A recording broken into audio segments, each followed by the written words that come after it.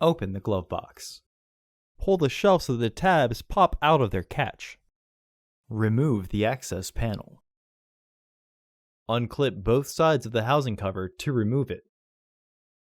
Remove the old filter from the housing and clean out any debris inside. Insert your new AQ1102 filter with its arrow pointing up. Reinstall the housing cover. Reinstall the access panel. Clip the shelf back into the glove box. Close the glove box.